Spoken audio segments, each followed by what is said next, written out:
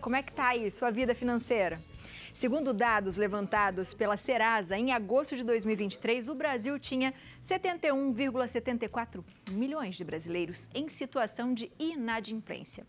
E a pergunta que a gente pode fazer é: será que ainda dá tempo de sair do vermelho antes do ano acabar e retomar, de uma vez por todas, o protagonismo da nossa vida financeira?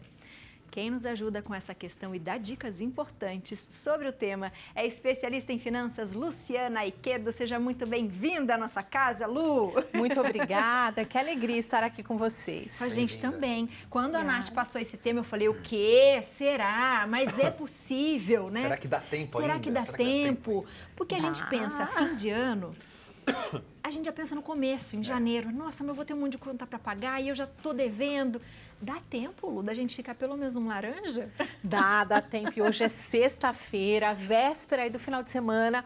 Um bom dia para a gente sentar em família e conversar aqui com aqueles que dividem o nosso lar, já olhando o orçamento de novembro, de dezembro e para o ano que vem de 2024.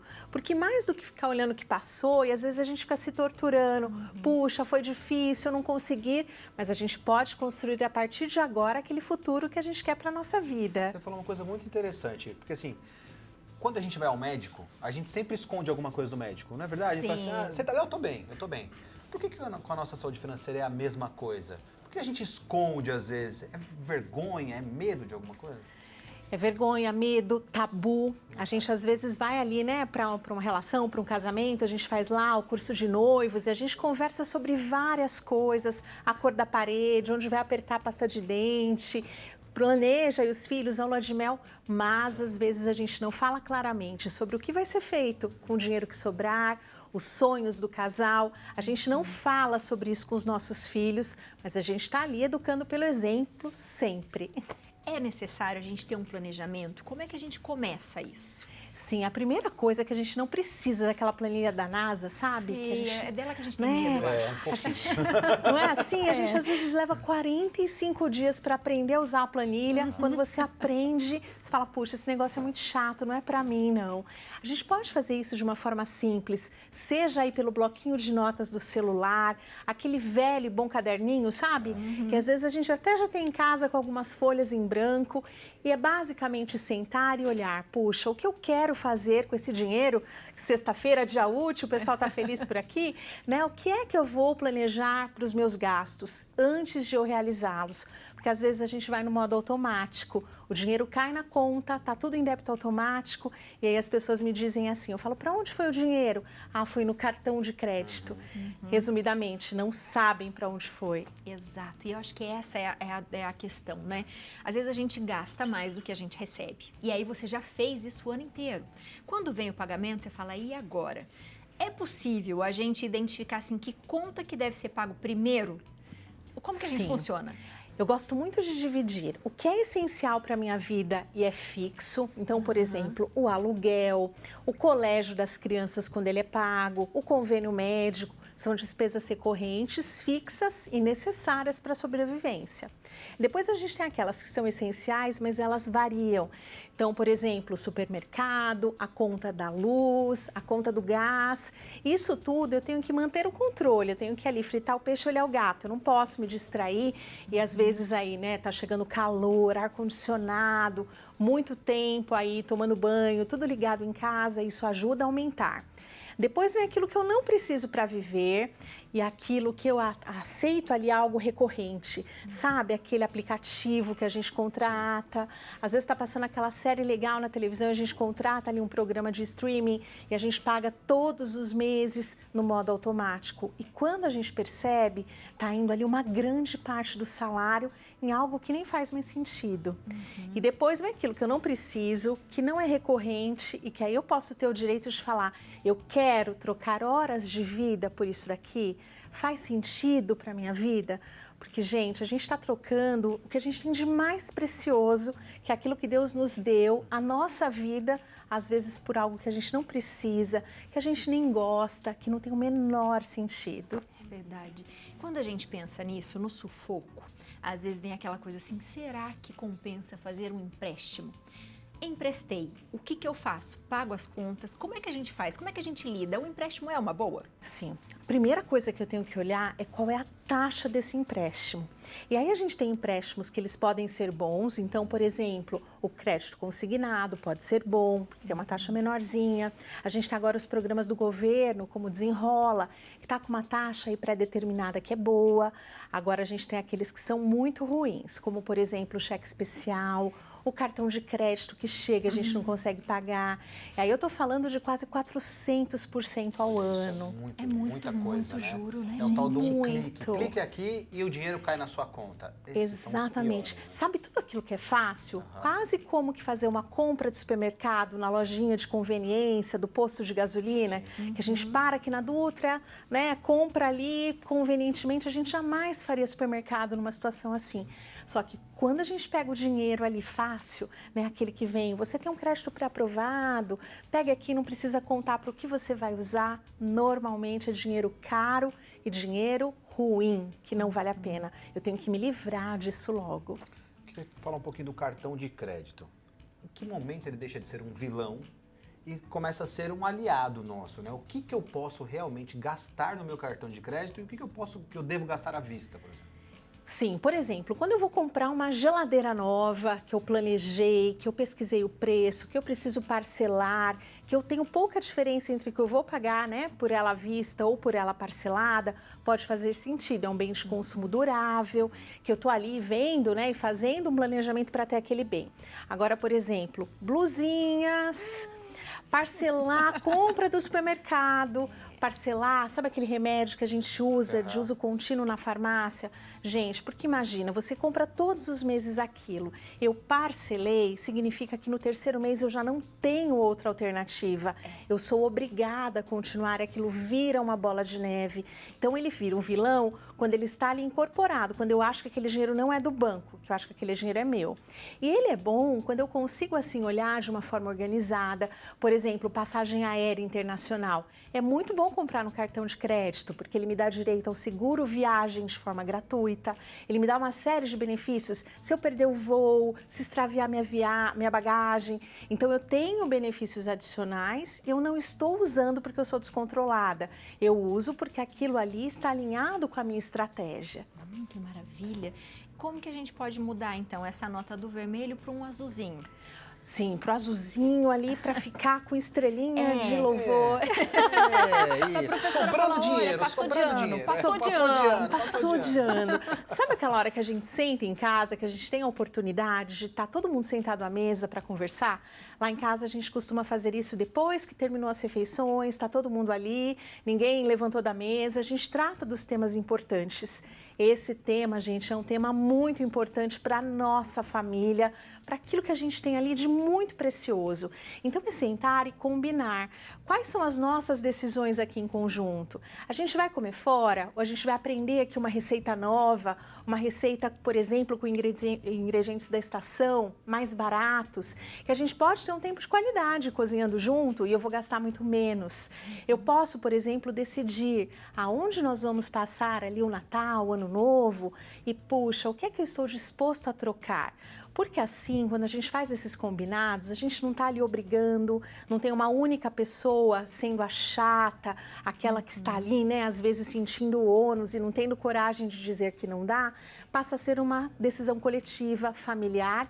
E quando o objetivo é conjunto, vocês já perceberam que é muito mais fácil a gente chegar nele? Sim, Muito mais fácil. Mas é difícil conversar. Muito né? difícil. É o que eu falei, parece um tabu, né? Parece que é uma coisa que você não deve... Né? Assim, o que mais me incomoda, vou ser bem sincero, é comprar errado. Eu me incomodo muito com comprar errado. Ou comprar duas vezes, né? Às vezes você compra uma coisa que é muito barata, e fala assim, eu vou porque é barato. E isso não funciona. Não funciona. Aí dali 3 meses você fala assim, vou ter que comprar o outro. O outro. Então quer dizer, você não economizou nada, você gastou quase o dobro daquilo, né? Isso é um problema também, né? É um grande problema, porque a gente às vezes não olha primeiro a qualidade, a gente vai só pelo preço. E quando parcela, antes de terminar de pagar, tem coisas que já acabaram, não tem? Que são tão de qualidade ruim que já quebraram, a roupa já acabou, já desintegrou-se. Então também fazer essa decisão, puxa, essa crítica, é um produto de boa qualidade? Eu realmente preciso dele? Ele faz sentido na minha vida? Quando a gente fala de cozinha, às vezes a gente é impelido a comprar várias coisas que parecem ser super legais, né?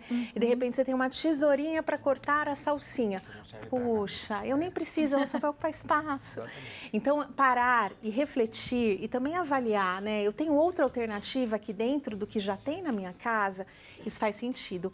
Outra coisa que ajuda é a organização. Puxa, eu estou com a minha casa organizada, arrumada, a minha cozinha organizada, eu sei onde estão as coisas, eu tenho visibilidade daquilo que eu tenho e evito de comprar, às vezes, porque eu não encontrei, não sei onde estou.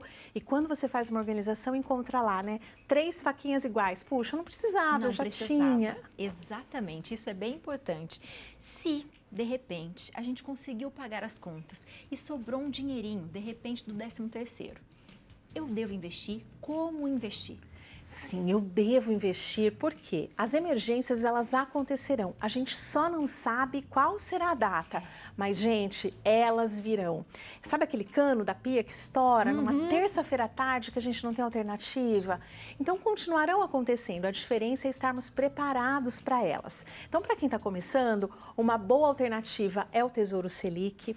O Tesouro Selic, ele começa com investimentos a partir de R$30, então não tem aquela desculpa, é muito pouquinho, eu vou esperar juntar bastante, eu já consigo começar com o que eu tenho agora, com esse pagamento desse mês, e não lá do mês de dezembro. E eu começo investindo com algo que tenha liquidez diária, que seja seguro. Por exemplo, o Tesouro Selic, gente, ele rende o dobro do que rende a poupança. Eu não conheço esse nome, não tenho familiaridade. Ele tem a mesma segurança e um rende aqui, ó, o outro rende aqui. Então é muita diferença e dá para começar agora. Um fundo DI, que também seja de alta liquidez, com valores aí, às vezes a partir de R$1 eu consigo investir, ou um CDB de alta liquidez, seguro, eu posso começar já com o que eu tenho hoje. Que legal. E esses todos que você fala, são, por exemplo, surgiu a emergência, eu consigo tirar, porque tem alguns planos que você não consegue por um tempo, né? Todos esses é possível. Todos, no mesmo dia. Eu precisei do dinheiro hoje, eu faço resgate hoje, ele já está na minha conta. E o que eu gosto de investir é porque também você vai passar por essa crítica antes de comprar. O dinheiro ele está ali, fácil, nas minhas mãos, né? Ele está ali exposto à pessoa mais perigosa para o meu dinheiro, que é quem? Sou eu. Sou eu. Eu mesmo, né? Mesmo. Se eu tiro ele da conta e deixo ele guardadinho, eu vou ter que parar e avaliar. Puxa, eu tenho que comandar a ordem de resgate, tenho que ter uma ação intencional, e isso pode fazer com que eu desista e mantenha ali o meu dinheiro investido. Que maravilha, é uma boa. E tomar cuidado também com esses juros muito altos. Você vai lucrar aqui 3, 4, 5% ao mês. Às vezes você vê coisas de 10% ao mês. Isso não existe, né? Não existe, gente. A gente tem que pensar assim que o dinheiro no Brasil, a taxa de juros no Brasil, que é a Selic, ela está em 12,25% ao ano. Então, tudo que passa disso, que vai dar ali 1% ao mês, não existe, é algo que pode te enganar, que pode fazer ali, sabe, com que o nosso zolhão, a ganância, te leve para um caminho ruim. Então é consistência e recorrência o nome do jogo, porque é de 1% em 1%, a gente está falando de juros compostos, é que fará com que o nosso dinheiro cresça de forma sustentável, de forma segura, para que a gente consiga viver a vida que a gente sonhou, né? E não aquela vida desesperada, correndo atrás dos boletos. Não sobreviver, né, gente? Porque é muito ruim isso. Triste, né? A gente estava conversando sobre isso, né? Porque triste. É realmente isso, a gente não pensa, né, na hora do gasto, quantas horas do meu dia eu tô doando para essa blusinha, por exemplo, né? Exatamente. Mas depois a gente sofre e ao mesmo tempo a gente faz a recompensa. Poxa, mas nem uma blusinha eu posso comprar? Eu mereço. Aí eu a gente entra ali, né, naquela rodinha dos ratinhos. E a gente, no fundo, quando a gente cuida bem do dinheiro, sobra tempo para a gente fazer tudo aquilo que é importante. Cuidar da família, ter momentos de lazer, lazer, se dedicar à espiritualidade, fazer outras coisas que de fato a gente veio ao mundo para fazer. A gente não veio para só pagar boleto e tentar emagrecer, né? A gente veio para outras coisas. Verdade. É mesmo, porque às vezes não dá muito certo, a gente fica tentando emagrecer. Não dá, concordo. É pior uma do que o luta. planejamento financeiro. 2 desafios aí para 24. Não é? Boa. Lu, você deu uma ideia, e eu acho que se der tempo de você voltar antes do ano acabar, às vezes a gente tem muitos sonhos, né? Muitas crianças e pais que acabam de ter filhos, sabe? Que é o sonho de levar meus filhos para Disney, o sonho de viajar para tal lugar. E você falou uma coisa interessante do cartão em relação às passagens. Você nos ensinaria a guardar um dinheiro e a gente falaria, por exemplo, quanto tempo? Eu tenho 1 ano para fazer uma viagem grande, por exemplo, com a família, como a gente pode economizar? Sim, com certeza. Fazer esse planejamento para a gente olhar ali, né? Puxa, o que a gente pode ali todos os meses fazer esse esforço contínuo para que esse sonho seja viabilizado, para que ele seja tangibilizado e que a gente consiga ter um objetivo comum. Adorei. Boa. Gostei, muito bom. Porque chega no fim do ano, o que a gente faz? Férias da criançada. E você fala, eu não tenho dinheiro para levar a criançada nem Batuba. Parque. No Do parque. ladinho, verdade. E os pais se frustram às vezes, porque realmente foi um ano complicado, a gente sabe que passou pandemia, enfim. Mas, para o próximo ano, se a gente tem um objetivo, de repente dá para salvar isso também, não dá? Com certeza. E as escolhas ali também farão com que essa criança seja educada financeiramente. E a criança, a partir dos 3 anos de idade, ela já deve ser ensinada, porque a gente está falando desses números de inadimplência, de pessoas endividadas, foram crianças, foram adolescentes que às vezes nunca ouviram falar sobre isso. E aí é uma grande oportunidade de termos bons momentos viajando e também de termos boas oportunidades de educar financeiramente nossas crianças. Muito bom, obrigada, Lu. Eu que agradeço. Foi ótimo. E ó, eu queria uma pessoa assim para falar comigo no Eu banco. também. Não é? Todo dia no WhatsApp. O que eu faço? Compro ou não compro, Lu? Me ajuda. Eu achei isso ótimo. E ela vai sorrindo, falando calmamente, nem dói. Não dói. demais, Ela vai adorei. falando, não, Leonardo. Não compra. Só, você já vai entender. Ó, aproveite, se tem dúvida, manda mensagem pra Lu, fala que viu ela aqui no Santa Receita, @Luciana Iquedo, é assim mesmo que fala, né? É isso mesmo, assim mesmo. Seja sempre bem-vinda, viu? Muito obrigada. E quando tiver na dúvida, pode mandar o WhatsApp que eu puxo a sua orelha e falo, não, vamos pensar melhor. Mas ele é morrinho Eu até. sou seguro, eu sou seguro. Que bom. Então agora é só E multiplicar. minha mulher é pior ainda, então... Que bom. Tá tudo bem, negócio tá tá tudo tudo bem. em Tá junto. Obrigado, Lu. Beijo, Foi viu? ótimo. Muito obrigado, bom, minha obrigado. gente. Bom demais, né?